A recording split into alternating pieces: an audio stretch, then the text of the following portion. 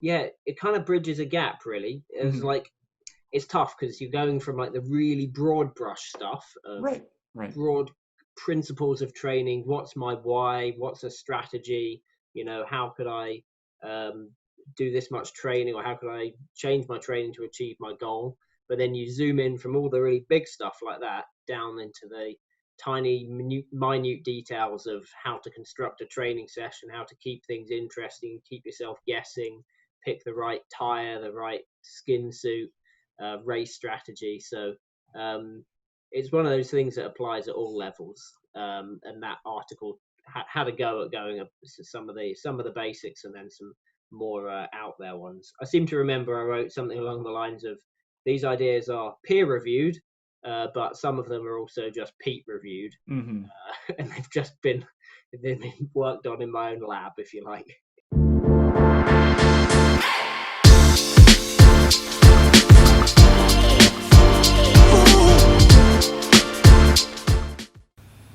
This episode of the Smart Athlete Podcast is brought to you by Solpre. If you're active at all, whether you're running or simply out walking for the day, you've probably experienced one of the number one problems that active people have, and that's chafing. Solpre's all-new, all-natural anti-chafe balm solves that problem while feeding your skin the vital nutrients it needs to be healthy. If you'd like to stop chafing once and for all and treat your body right, go to Solpri.com to check out the anti-chafe balm today. That's SOLPRI.com. Welcome to the Smart Athlete Podcast. I'm your host, Jesse Funk. My guest today is currently racing as a pro triathlete. He's a behavioral scientist, active travel advocate, and probably most importantly, he says he could live entirely off granola if he had the option. Welcome to the show, Pete Dyson. Hello. Great to have you. Great to be here, and hello, Jesse. Yeah, thanks for making the time for me. I know it's end of the evening for you. Typically, I would probably be, if I was where you are time wise, I would probably at this point be saying, all right, like it's time to calm down and get ready for bed. Like I don't have time for a podcast, so I appreciate you making the time. With everything you've got going on. You're welcome. You're welcome. So before we got going, you had mentioned my assistant Ira, who found you and got in touch, found you through a talk you done in an airline conference. Somehow you're going to help me figure out how we wrap all these, what you do, maybe Yeah, triathlon, airlines, how we wrap that all together. it was unusual, I must say. So I work as a behavioral scientist in a consultancy, or an advertising agency, really. And I found myself in Dublin Airport, annual customer experience conference for international airlines. My boss was talking about customer experience, which is something we work on together. But they'd got wind of me being a pro Ironman athlete, and said, "We'd love to hear from you. Give us a talk about that, something motivational at the end of the long day of conferences." I thought, okay, what can I bring to bear here? And I brought along a whole series of thoughts that I've been having for years, to be honest, about applying psychology, all those disciplines and experiments about how people think and feel and behave. And I've been applying it to my sport, Ironman Triathlon. But I thought there were some really interesting sort of cross-cutting issues that you can talk about. They're actually quite relevant to airlines. So we talked about the importance of habits and consistency and social norms and goal setting, all things that were, I think, kind of refreshing maybe for a business audience, but things that I'm kind of obsessed about. So I was lucky, and I was extra lucky that you found me as well. Well, like I said, I'm always happy to talk to people like you. And we do have listeners, so if you're listening, I know that you're there. But I just enjoy it myself. So if nothing else, then you'll certainly make a positive benefit on my day. But did your talk kind of center around? I saw this article you'd done titled "Try Thinking Faster" and talking about like 8 different ways to kind of model thinking or to get more out of yourself. Do you know what I'm talking about just right off the bat? Yeah. That was something that was a long while coming, and yeah, it kind of bridges a gap. Really, it was Hmm. like it's tough because you're going from like the really broad brush stuff of Right. Right. broad principles of training. What's my why? What's a strategy? How could I um, do this much training, or how could I change my training to achieve my goal? But then you zoom in from all the really big stuff like that down into the tiny, minute details of how to construct a training session, how to keep things interesting, keep yourself guessing, pick the right tire, the right skin suit, race strategy. So um, it's one of those things that applies at all levels. And that article had a go at going up some of the basics and then some more out there ones. I seem to remember I wrote something along the lines of these ideas are peer reviewed, but some of them are also just Pete reviewed, Hmm. and they've been worked on in my own lab, if you like. Right. Well, you've got what is it, eight? Yeah, 8 tips here.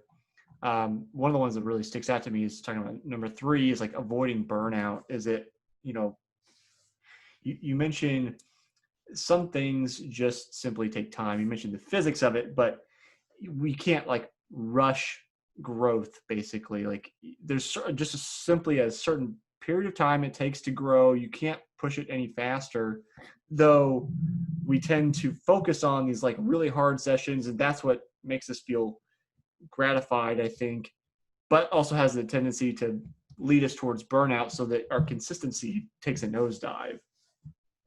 Yeah, definitely. I mean, our minds can be our own worst enemies, right?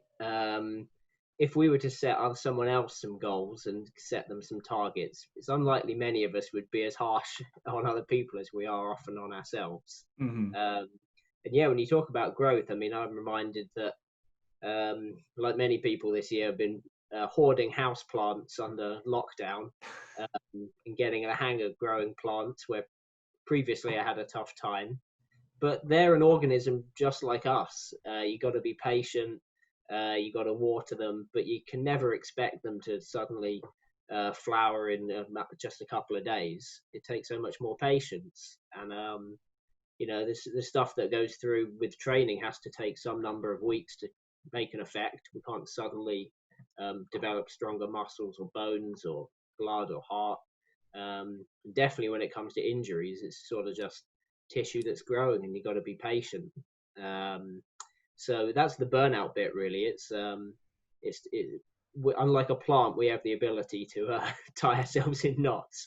Mm-hmm. Um, and as we reach for the sun, sometimes it gets that way. And I've been there, and uh, everyone needs to find their limits a little bit.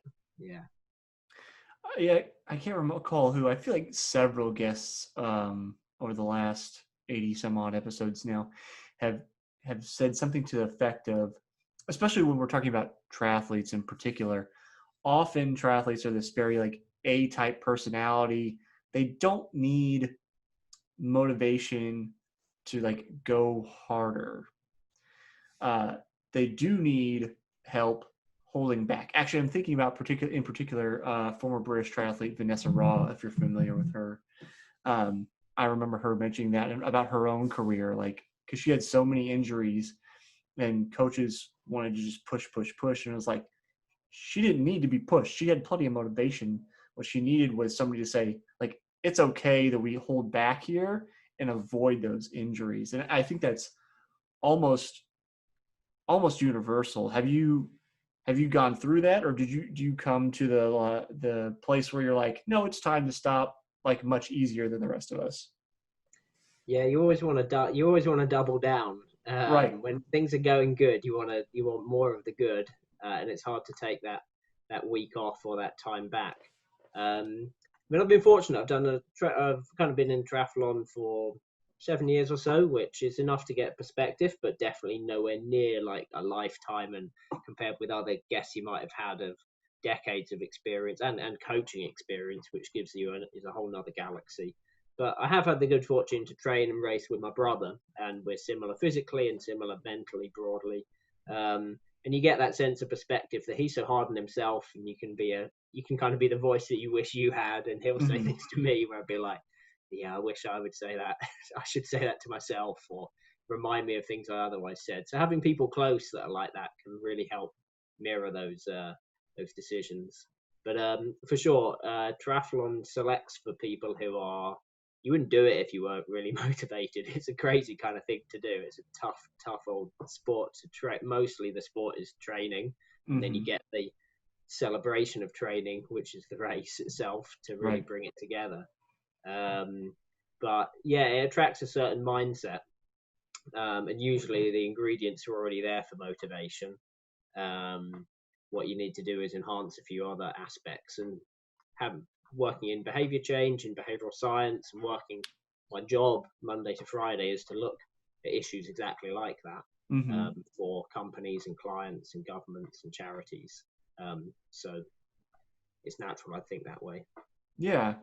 Well, and this is something that always strikes me as not odd, but maybe awe-inspiring. Maybe is a little bit too praising. It is, but at the same time, I don't want to be like all hail Pete, because I feel like you'd be like, that's a little odd. Don't talk to me like that. But I just have a hard time wrapping my head around people that are able to work a regular job and then also do a full Ironman, especially at the pro level, because as you mentioned, it's largely training, right? If you don't put in the training hours, like, you're going to be flat on race day. And you basically are wasting your time on race day having not put in that prep time. So you mentioned before we got going, you still got probably a couple more hours before you actually go to bed. What does your typical day look like? How do you fit in all the training sessions you need to stay in top shape? Yeah, no, it's a great question. And I listen to so many podcasts, and I love it when athletes talk about their day and their week. And maybe we'll get into like why I'm obsessed with the little things like that, or the real life banal things. Right. Yeah, broadly train in the evenings mostly, but there's some back-to-back things. Finish up work 6 o'clock or so, and I'll often either jog back easy to a squad swimming session, or there's not really a cycle commute. I live in London, so you're not really doing a lot of cycle training on those kind of roads, but it's sort of the warm up to then hop onto the turbo.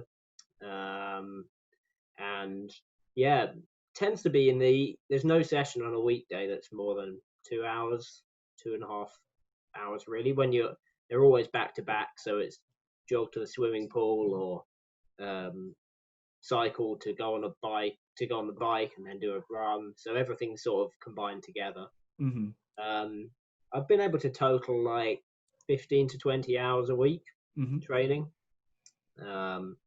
You got to be mindful of how much you can do on a Saturday and Sunday that's sensible, that you don't become a weekend warrior.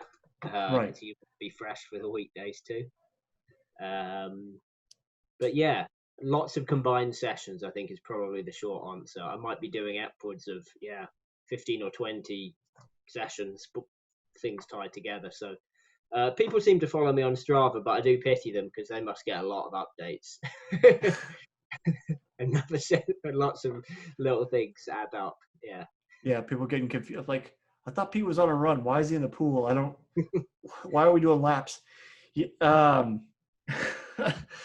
It's, so you made me lose my train of thought. This is why I was supposed to be taking notes.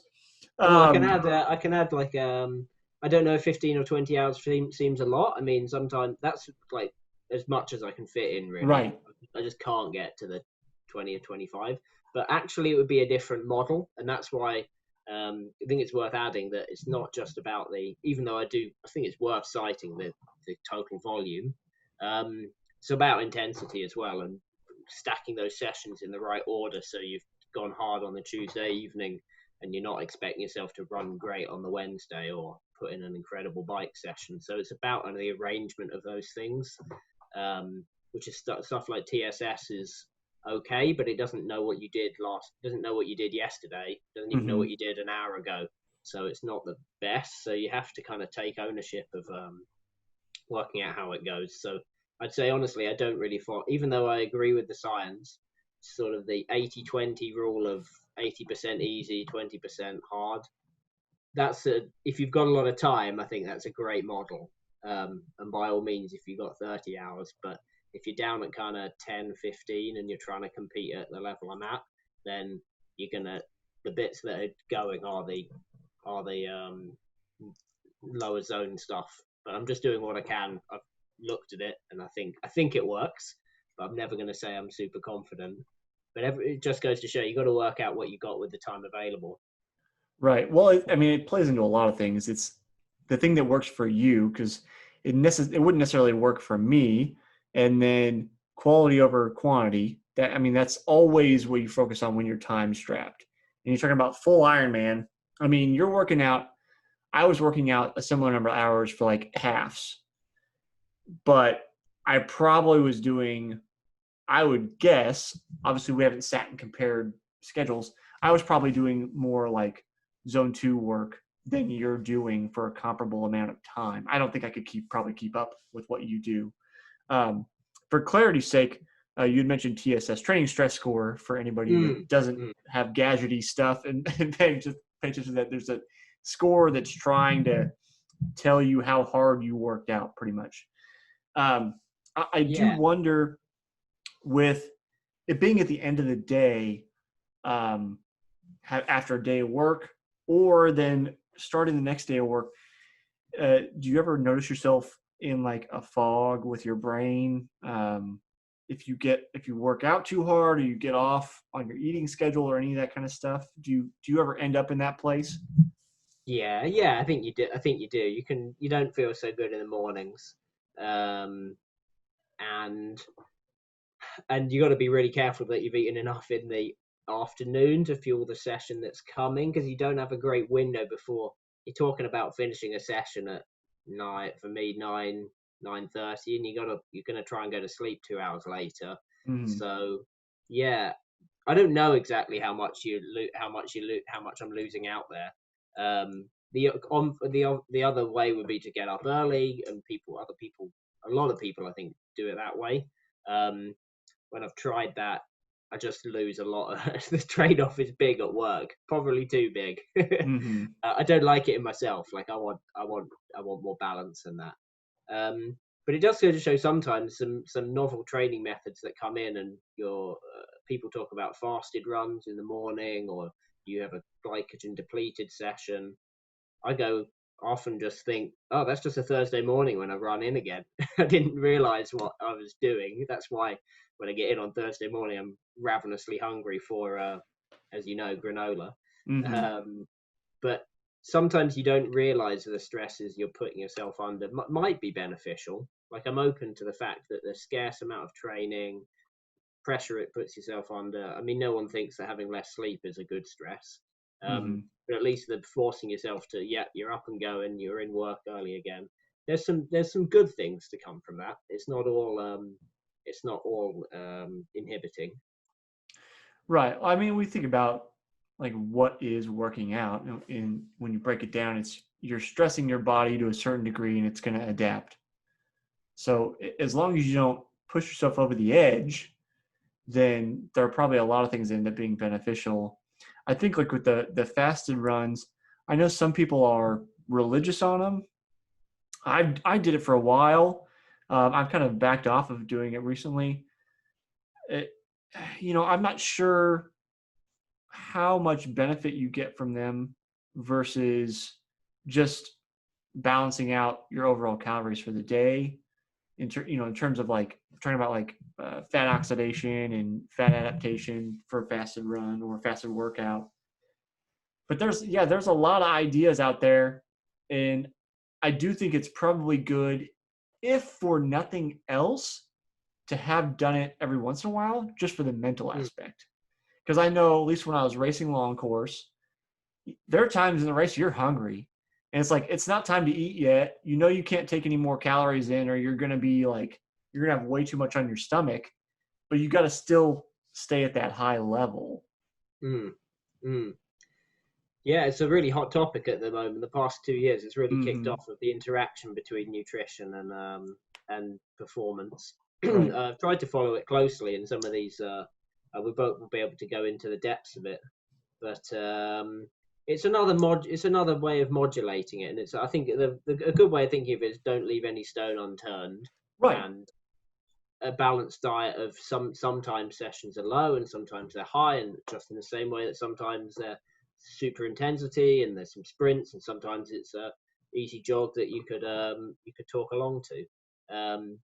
Yeah, I think in the past to be truthful, I was a super carb driven athlete. I couldn't Mm. ride my bike for more than an hour or 90 minutes without bonking. There are places near my house where I grew up where I remember just grinding back up the hill. And it doesn't seem to matter what I do now, and I can't put myself in that state. I may just be a more efficient person, or I may have been adapted to burn some of my own fuel a little bit better. Mm-hmm. Thinking about not leaving any stone unturned, I don't purport to be a expert on all of this. I like to talk to the experts, and I try to incorporate things in my own training and say, hey, does this work? And there are a lot of things that are personal, but one of the things that comes to mind that I hadn't really heard before, but I think I've kind of done a little intuitively, was when I was talking to Dr. Bob Murray a couple weeks ago. He wrote this book on exercise physiology that we discussed on the podcast. And in the book, one of the things he mentions is that there is a positive benefit to training with heat adaptation, and that if you train in a more hot environment, even though it's more likely to fatigue you faster, you will typically have a better performance outcome in any temperature environment because you spent the training session in a hot environment. And it got me thinking more, because it gets cold here, as I'm sure it gets cold in London, cold and rainy. And I was like, well, you can't go out and be in the heat all year. It's not summer all the time. But I was thinking, hey, maybe if I dress slightly on the warm side for whatever, temperature it is, maybe that will end up being just that little bit, just a little extra of that benefit throughout training. I don't know. It's a personal experiment. We'll see, but that just reminded me of that, thinking about that. Yeah, and the research around heat is promising. I think it's almost a neglected one. It's quite easy to do, and Mm-hmm. let's compare it to altitude, which is very hard. Right. It's tough to give your body a chance to find low oxygen air, and it's a lot of faff and a lot of travel. Heat is something a lot of people can do, Yeah. and is a good method. It's particularly good, I think, as well, that it brings your powers down, and you're not really going to do heat training in the pool, but maybe some people are lucky enough to have a overheated children's pool, public swimming pool, but normally it's got to be an indoor bike or an indoor run. Yeah. And that's quite accessible. It's something I've tried and did year before last in preparation for Ironman Texas, which I knew was going to be a hot one. And I did all sorts of running on a treadmill in winter clothes, and the hot bath protocol, which some people might be familiar with. You 20 minutes in a warm bath. Who knows if it helped exactly? I mean, I completely overheated in the race, but maybe it would have been a damn sight worse otherwise. But yeah, to come to the potential benefit of what I mean, there's another interesting one, that there's physiological reasons why heat would help. It make red blood cells, increase blood pressure, capillaries. There's lots of reasons why you think it might help, but there's some compelling stuff. And I'm also open to it helps your mind. Makes the session tougher in the session itself. You have to work through it. It's more fatiguing mentally, and in these long endurance sports, it is your mind that's giving up. Everyone's showing it. It's your mind that gives up before your legs do. mm-hmm. So it's you wouldn't want to do all of them. I don't think like that. But again, it's part of the balance. Yeah. Yeah. Well, I guess I have a couple thoughts here.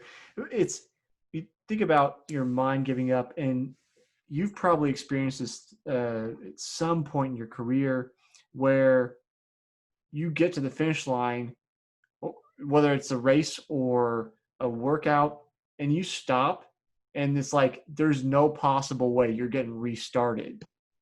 But if you had not stopped, you probably could have continued to compel yourself. But it's like once your brain shuts off, like we're done, your body's like, I'm not responding anymore. Yeah. Well, yeah. I mean, I've run and just about pulled out a low quality sprint finish before, and then it's been several weeks before I felt I could even walk properly again. Yeah. So it was only that the finish line happened to arbitrarily be there. Yeah, and there's other times obviously it doesn't even go that far, and you realize, yeah, if you ever stop, there's no starting again. Everything would seize up. Yeah. Yeah. I was thinking as we were talking about swim training and heat, and this I'm sure applies to cycling and running as well. But I actually have been in a hot pool to do training before, because the pool I'm at, finally in the last year or so, they've gotten it under control, but it was variable for a long time. There was actually a point it was too cold. I had to bring my wetsuit to do a pool session because it was so cold and it gets so hot. But through all of that, I actually learned, and I don't remember the exact temperature. It's somewhere around 85 Fahrenheit, 30 Celsius, that your body is unable to shed heat into the pool any longer when the pool is at that temperature. So long sessions in a heated pool could potentially be dangerous. So if you're listening and you're thinking about doing it, make sure you're starting out with a short session if you want to attempt something like that, or have a coach on hand, because if you overheat your body and you're in the water, like, and there's not an easy way to get out, it could be a dangerous situation. I've felt it. The sessions are definitely harder in pools that are just Yeah. subtly a bit too hot.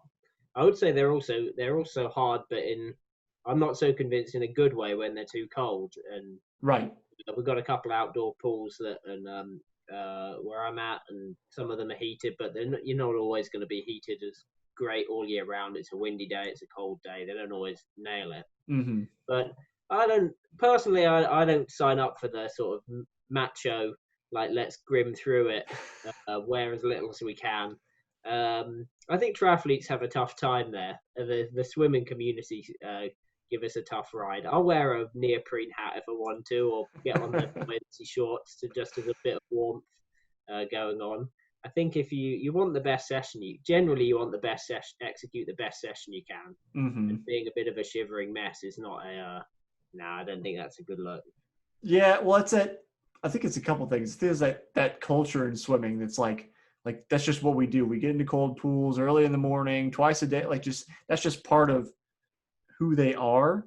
And I think all three disciplines, looking inward to triathletes, kind of feel this way. Like, we're dabblers. Like, you just dabble a little in this sport. You don't really do this thing. I think it's a little bit of that. But then also, just we talked about in the beginning, going back to your article, if I can find it here, I had it up, that people remember that peak experience, right? They remember, hey, it was frigid. Like, I could barely keep my teeth from chattering in the middle of a session, even though I was going as hard as I could. It's like that weird type 2 fun going on. And I think that's some of it too, where it's like, yeah, I braved the storm. Like, yeah, and you can definitely get some satisfaction out of overcoming tough sessions, and sometimes you can chalk it up as mental training. When you've been out on a session, the weather turns, it's gone a bit grim. Yeah, I definitely think you can take good things from that. But what you're citing, and what I wrote about was what's called the peak end rule. And the peak end rule describes how our memories generally are formed by the peak of that experience and how it finishes. And there's been work done on medical procedures and how people particularly dislike the ones that end in a tough way, so they adjust them a little bit and make sure it's got a sort of happier ending, if you like. So I've applied that to training sessions in a way to be mindful to not at all tougher sessions try and really empty the tank on it. I could do, and there's a physical reason why you might not want to. Your scores go too high and too much stress. But I think mentally as well, you don't really want to end on a sour note. And it might well be why it's nice to train with other people, because when you get a shared experience of a sort of tough ending, you can talk it through. So if you do Mhm. train on your own, I think it can be worthwhile. And I don't know, maybe other people would say it's soft and you're holding back, but a lot of the training to get the volume and the consistency is a negotiation with yourself of what you're Mhm. willing to do. Are you willing to nigh on every other day put in a hard session where you do push? And if you burn your chips too early, then you don't get to week 6 at all. You don't get to week 8. So I think I try and take that steady, and that's often what the role of a coach will be. Um, in the various times say they spend various time holding athletes back in a way. Mhm. We shouldn't even frame it as holding back versus pushing forward. Even that metaphor feels a bit off, doesn't it? Right, because it feels like, well, why would you hold me back? Like if I can go, like I should be allowed to go. Yeah. But yeah, I mean, it's avoiding that overtraining, like we talked about before. Most people don't need that motivation to go harder. They got plenty of motivation. I I could be wrong here. I'm not a pro. I'm certainly not a world champion. But it seems like if you stay consistent, even if you are like, taking the easy way out, but stay consistent with your training and do some of those uncomfortable sessions every once in a while to keep yourself sharp.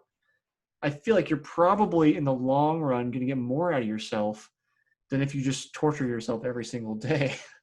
Yeah, I do. And sometimes in work as well, we talk about where people construct fake trade-offs. They assume that there's some trade-off between, oh, if you're advocating consistency, then you're just one of these people that sort of is settling for a middle ground and you're never really reaching peak performance. Right. I think that's a false dilemma. It's a fake trade-off. There's not really a world out there where if you absolutely bury it, you'll achieve this brilliant performance. I think it's, again, we were talking, introduced talking about plants earlier. It's there is an optimum amount of water a plant of a certain variety, the right amount of sunlight. Right. It's not like, oh, if I just added another liter and put it in the burning hot sun, I'll have a way better plant. You just won't. You'll have a wilted plant, I'm afraid. So I try and push. I think I'm convinced that that's a more compelling model. Yeah. Well, I, I think that how do we get over that culture, right? Because it's that idea of we need to go harder all the time. That's how we're going to, be the best that we can be. I know I can't speak to British culture, but I know at least American sport culture, like that's very much the idea. Just go as hard as you can. That's the only thing you need to focus on. But then, as both of our experiences kind of pan out, I think it's less that and more consistency. So how do we change that message? I mean, you're the behavioral scientist. How do we get, people to see, okay, this is suboptimal behavior. You could get more out of it if you don't subscribe to that philosophy. Yeah, and yeah. I mean, I've worked with some sports brands, and I've been in the good fortune of work with sports brands that are more on the newer side of um, a more balanced approach, a more mindful approach, a more sort of what are you in it for kind of questions. Because unfortunately, I think we have suffered through some decades of being peddled messages that sell equipment that's more about um, be the Olympian that buries themselves and makes sacrifices and doesn't see their family or trains through horrific conditions. And there's some sort of just tying that up with a sort of movie culture that Mm-hmm. does work well for that company, but it has a bit of a side effect that if you absorb it and you internalize that, it's probably not so much the way to go. There's a certain element of it being a sport and a competition, so you're trying to beat other people. There's bringing a competitive spirit out. Right. There's a certain amount of performance that you need to, and I mean that in the sense of like more like a theatre performance. that you need to feel like you live a certain way. Yeah. You mentioned movie culture, and I think about, I wonder if we've seen so many like sports montages in movies, if we're like trying to fill our own montage with like, this is this moment, and then I did this thing, and like, here's my whole like montage in my head, and trying to like build that up. Because it's, like think about like Rocky, I guess. That montage is just him working hard, drinking eggs, which nobody wants to drink eggs, doing all these things that are unpleasant or difficult, and then going to be the champion. Well, depending on which movie, spoiler alert, he doesn't always win. But it's this idea that if we just work hard, that's all you need to do to be the best. Yeah. Well, the fun thing is that you could. I'm not an anti-work hard person. That's the strange thing. I mean, you could make, if there was a GoPro in my garage, it's showing me. There's plenty of tough suffer sessions on the bike, and I would be almost collapsed down, and I get back from a run and I'm laid out Rocky style. But I just don't think that would be for me the montage that constitutes success. You could also have a montage of me sat on my kitchen table demolishing a bowl of granola and then lying down sleeping. And I think probably that's the bit that is spawning the adaptation that's leading it. And it's you could feel me then on a rest day doing almost seemingly nothing, but that's the path to success too. So it depends which clips you do want to take out. And obviously the Rocky movie takes a certain snippet of Rocky's life to pick it out. Yeah. So you've got, it's kind of a hard transition, but thinking about what you're doing for work, how does that background play into figuring out your own training philosophy? Or I guess I should ask, are you coached or are you setting up your own stuff? Yeah, no, I do a self coach. Yeah. Like many of your listeners, probably, I listen to a lot of different sources, listen to other coaches, bring things together that way. Try each year to approach it a little bit differently. Doesn't mean that every year is right, but sometimes you just got to change things up. Otherwise, you're gonna stay where you're at. Right. I think that's the toughest part, is figuring out what is the new thing that you do. When I think about, if I'm writing my own schedule, which I used to, and I'm fortunate enough to have a coach now. But if I'm thinking about running my own schedule, I know, like, I think about, what are the peaks in my career? What were my favorite workouts from those times? And it's like, is that necessarily applicable to where I am right now to get me to the next level? Probably not, because you need that like constant change to force new adaptation. If you're doing the same thing, you're going to get the same results. So I feel like that's the toughest part for me in self-coaching is figuring out, what do I actually need to be doing? And then on top of that, following through. I always had a tough time second guessing, because, you get into a session and you're like, I feel terrible today. Should I go short? Did I assign myself something that's too long? Did I overload, get that ambitious bug and say, well, I'm going to, just crank out this session. You're like, really, you probably shouldn't have gone that hard. And then second guessing yourself inside of the workout instead of just focusing on, this is what I need to get done. Yeah. You got to get to the root of where the second guessing comes from, though, as well. Because I've had coach sessions too, and you're also second guessing. Why is the coach making this? Why are we burying it here? Is this right? It's so many weeks out from the race, or it's too close to the race, or the session isn't. So you end the session and you go, "Hey, coach, is that all it was? We could have gone harder there." And then so there's the second guessing is sometimes about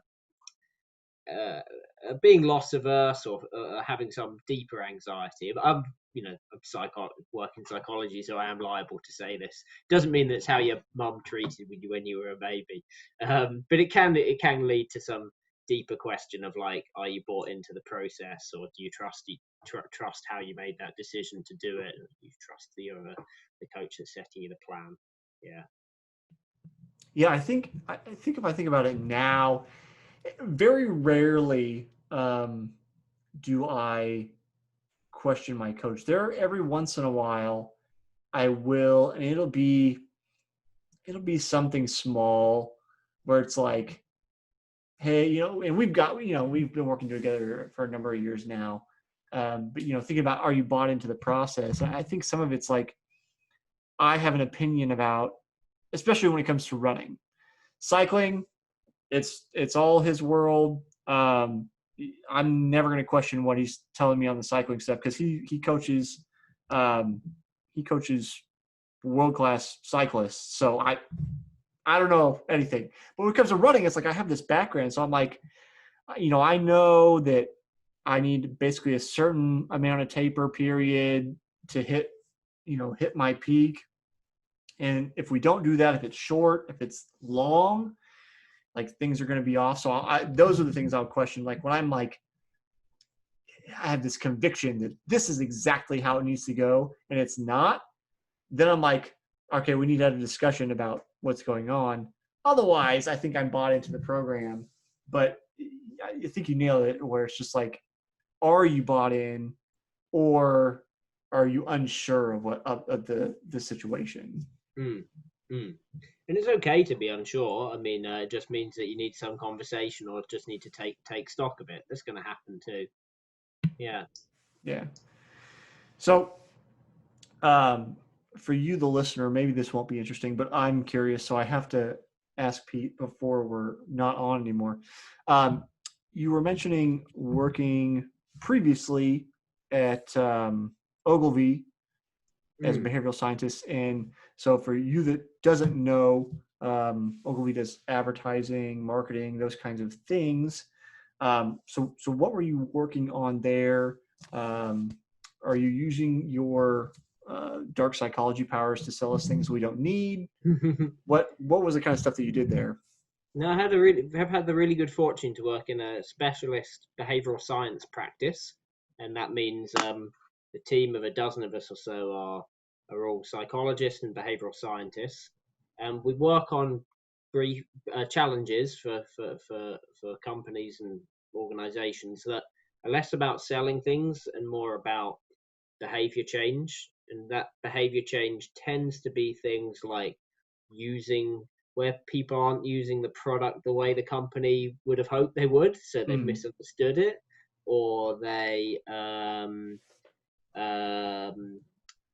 they're motivated to do something, but it's not been made easy enough to do. So we do things on recycling and sustainability, where a lot of people are quite rightly pulling the lever of getting people to understand that there are big issues now and coming, but are they doing the things that make it easy? So a campaign we ran a few years ago was called "One Bin is Rubbish, Sort It Out, Get a Recycling Bin." In the UK, we've got a lot of people have got a small kitchen, and for decades we've had just one bin, one rubbish bin, we call it. So the line that we were working with is actually you don't need to convince people that recycling is going to change the world. You just need them to somehow, somewhere, go out and get themselves a separate second bin, so it makes it really easy, and they're not sort of hanging it off door handles and putting it in cartons of wine and all the rest of it. And it's proved really successful, and it's really helped increase recycling rates. So we do lots of things of that nature. There's charitable donations, um, safety and road safety, factory safety. So I have the really good fortune to work on lots of different. It seem like such different industries, but the unifying principle is it's always about people and people's decision making and behaviour. That whole world. so this is kind of I'll say a loaded question, but is your job basically to trick people into doing the things that are good for them? Yeah, it's good to you've loaded that gun. I know. But I've already got a response to it, which is to say, in all the time I've been working, I haven't seen much evidence that we've ever been very good at getting people to do stuff they didn't want to do. Right. Bluntly, um, we're much more about the people are inclined to do it, um, they've said they wanted to do it sometimes. We're greasing the wheels and making it either physically easier to do, mentally more memorable and easier to do, more socially acceptable to do it. So I don't think we've been very good at changing. We don't change people's minds all that well. It's tough to get things to work even when you're in the, and other people might be familiar with the nudge territory of it being there's an inclination to do it. You're not forcing anyone's choice either way.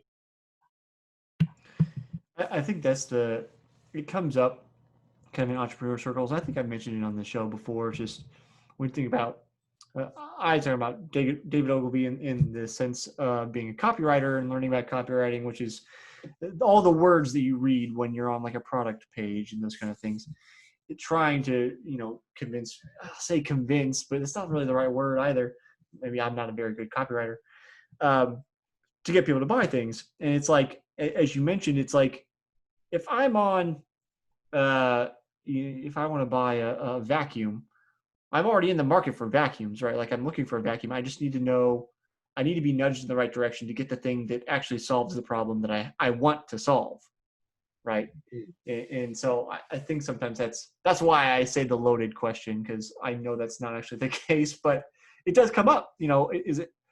Are people like you playing these like mind tricks on us and making us buy all of these things? And it's like, probably not. Sometimes I'd say we're trying to fix symptoms of the human condition. Right. So as I alluded to, I worked in factory safety, actually in the US, and worked around factories. And you see this phenomena, and the shift leaders would describe it as the times in the shift where they see red, which is when they've set a target of production, and they're now running the machines, and the operators are running under target, and they use a scoreboard to say the number of clips per hour or per day. They'll use a green pen if it's above, and they use a red pen if it's below. To which, when we come in there and we say, "Oh, so you're saying you don't want to see red? That's a safety concern. You see people, it instigates people rushing, and it makes people not follow the procedures that they said they wanted to, and we definitely wanted to follow." So we did something as simple as simply get rid of the red pen and change it out. No more red pen, no more board. The safety leads in this factory said, actually, we're not really sure why we even do the scoreboard at all. The operators just need to follow the procedures. We don't need them to, maybe we think they're getting a motivational benefit when it's green. Maybe they're doing good, but we don't want that if the other side of that coin is that when they see red, we have a safety concern. So actually, this is one where I distinctly remember bringing something in from sport, in this case to business. Was that I remember I've set myself race targets, and definitely if you're a cyclist or a time trialist, you'll have entered some kind of event where you have a wattage in mind, a particular watts for that particular event. So I've in the past agonized over, I'm above target, below target. So I'll set, so let's say 300, and the going is great when it's 302, and somehow I'm desperately under target when it's 298. So instead, I've made a window, and what we worked with them on was actually to have not a set number of clips per hour, but have a production window where it's a good zone to be in. And that way people don't agonize as being, you're either in a state of above, too confident, or below, anxiety and stress. And that's something I would say, usually I'm trying to bring things in from experimental psychology and things that I've read and studied. But in this case, I think it's quite a nice comparison. It's a novel way of approaching a challenge. And we changed these pens, got rid of these pens, and we're doing studies of their well-being before and after, and reported, I think, something along the lines of 25% decrease in instances of people feeling rushed, which was so good to see and really promising.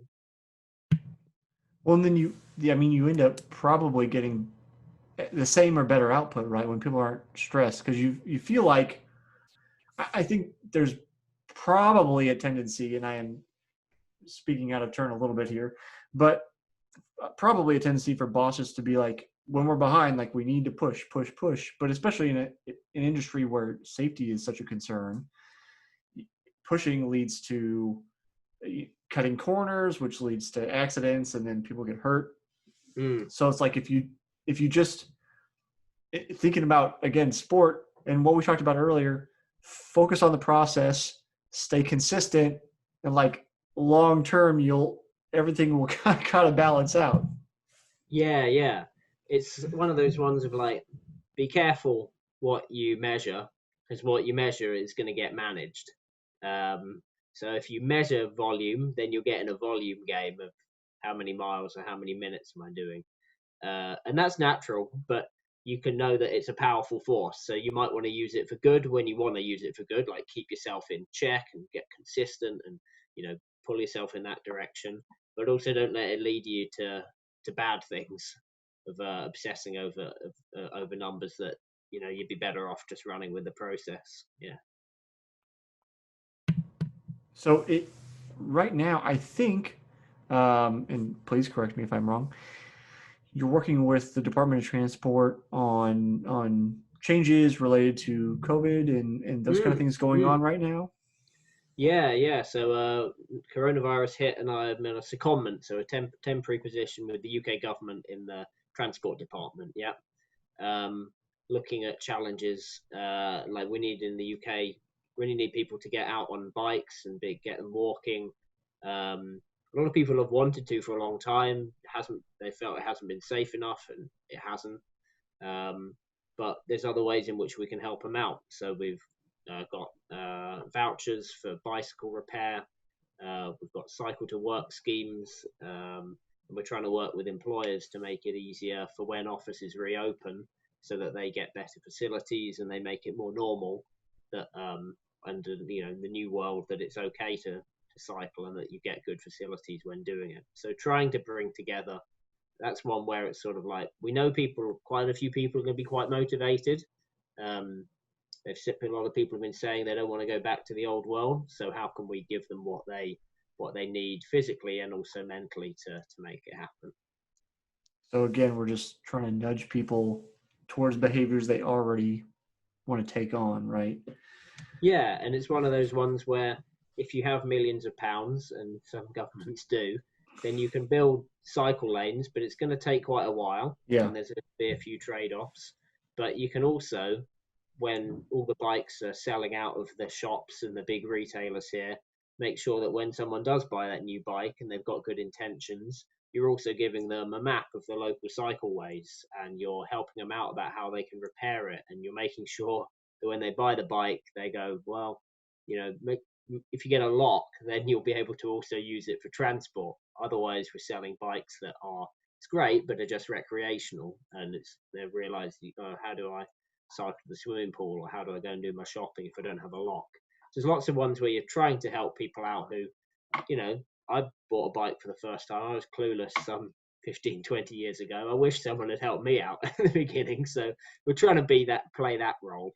It's not the whole answer, but alongside cycle lanes and a lot of other infrastructure, you need the whole picture.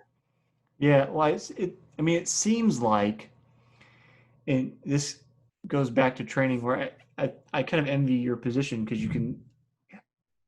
training is like a microcosm of life. I always feel like, where it's like, it's hard to see how just in the microcosm, just the little niche of let's encourage people to bike, like how is that going to help transform our society or our culture? How is it going to positively impact our citizens over time? But if you have the ability to try to think forward, it's like, well, maybe, in the short term, coronavirus is going on, like that's a terrible thing. People are getting sick, people are dying. But among that gives us the opportunity to try to, as you mentioned, nudge people towards taking bikes, maybe being able to, in the long term, build up better bike infrastructure, which can lead to, lower greenhouse gas emissions, fitter people, dealing with obesity. Like there's a lot of potential positive benefits that take a long time to take place. But if you start like start the ball rolling in a very difficult situation right now for everyone, then you may be able to get more long-term positive benefit out of it. And I think that's tough for people sometimes who, hopefully you don't get this question, but if people kind of look at like, well, why does it matter that we ride bikes? What the hell is Pete doing right now? Like, why does his job matter? You know what I mean? Yeah, yeah. And I think you've done a good job of describing the benefits of it. There's many wins that it occurs on, not least that that the cycle being able to have the freedom to choose. So Mm-hmm. really, at the moment, it's a case that there's people out there that would want to use this piece of equipment, but they don't feel like they can, and there's a sort of justice part to it there. I'd be really interested to know how you're doing over on your side of the Atlantic with e-bikes. We're talking a lot about e-bikes, and it's a thing. We've joked, we've joked that it's like at the moment though it's like teenage sex. Everyone's talking about it, but there's not a lot of people doing it. No, people doing it. Well, I could actually. I wish I'd been able to have him on the podcast. He's a city councilman now. So I have a couple experiences. So my fiance, her brother, loves the heck out of his e-bike. Although he had to sell it. He recently moved, and he moved to an island. He had to sell everything to get there. But there is a city councilman here. I live in Kansas City, who is in the very center of the U.S. And the city councilman named Eric Bunch, who coincidentally went to the same college I did. I tried to get him on the podcast. I'll have to try to get him back on, and maybe we can talk about this and I can follow up with you. But he's one of the people that helped set up this whole initiative to get bikes and e-bikes and scooters and all these things as part of the city public transport situation here in Kansas City. And I'm fortunate enough to live in a neighborhood, one of the few neighborhoods that is pedestrian friendly, has a running trail near it, and has those bike stations and stuff set up. And I have seen more and more people on them. The scooters, of course, litter the sidewalk. Not terribly, but they're I find them somewhat silly, but I don't have to use them, so it's a little elitist of me to say that. But they are definitely catching on as more people. So we have like city dwelling suburbs and then the exurbs, which are even farther out in Kansas City. That's definitely how our geography is built. Like, we didn't go up, we went out, because there's tons and tons of land here in the Midwest. Was previously farming land, so lots of space. So there wasn't a need to go up, but people want to live in the center of town where all the things are, where you don't have to live out in the middle of nowhere and all you have is 5 chain restaurants and nothing, But that also presents with its own problem. Where do you keep a car? Do I even want to pay for a car? All those kind of things. So some of these initiatives have had, I think, at least with our cohort, I think we're of a similar age, and younger people, a really positive benefit, because they've been able to live more, I'll say downtown, at least here, and then had mobility, that they wouldn't have had just being a pedestrian. So I agree on the surface. You're like, that's really a little like silly sounding, or it doesn't seem like anybody's doing it, but I think it is catching on a little bit more. And I know the city's really had pushes towards larger adoption. So I'll be curious how it pans out over the next decade. I think that'll give us a better idea about, is it a fad or is it actually catching on? Yeah, but I can definitely say I've seen people on them. I wonder how it'll play out, because it could be a culture thing, because the UK has similar sort of cycle rates to some of the neighbouring continental European countries, not the Netherlands, but say Germany. But they're outselling e-bikes like you wouldn't believe. Their e-bikes are like 10 times what we have in the UK. And I just wonder whether it's a sort of a thing of saying like it's okay to have an e-bike, or whether it's people holding back, like in sports cycles, saying like that's sort of cheating. I'm not sure exactly. Clearly would be cheating in a race. Right. you might have to. It has a speed limiter as well. I'm hoping, hopefully. Yeah, I wonder how it'll play out, and I wonder how, as in the years to come, it will come with people doing a sort of epic ride. But there's also been a battery involved. It probably was also. It will have been an epic ride.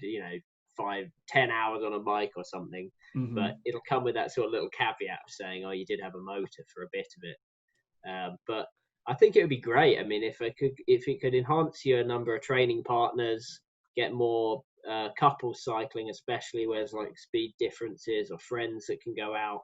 I mean, I've got some great mates who aren't so quick on the bike, but I'd love to do a training ride with them. Maybe in the future it'll come together. As it's been, found myself going in the other direction, and I sort of downgrade my bike. I've got a road bike with worse tires. It's not that well maintained, and the aero position's terrible. And that's sort of like a good leveler, just so that I'm like, oh well, I want to have some training benefits from this ride too. So you have your great bike, and it's not embarrassingly bad, but yeah, it'd be nice if equipment could help us socially a bit more, bring together. That'd be cool. Well, it could be too. It's like there's going to be a limitation here. I think of everything kind of like a sales funnel. It's like if you get 100 people on e-bikes, not all of them are going to go on to be racing crits and like really get into cycling.